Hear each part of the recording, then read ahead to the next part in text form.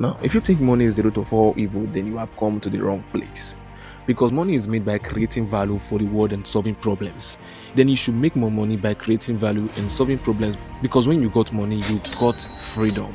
Freedom to go anywhere you want, when you want. When you got money, you got the resources that makes a difference. Support the less privileged and treat your family and loved ones on the treat that desire. Get your dream house, fly first class, get your dream car. Why not? Eat where you want, go where you want, wake up without an alarm. Simply have the time to work on the things that matters most in your life. All this is possible with money. So if you are busy solving problems or creating value for others, then you should get rewarded for it.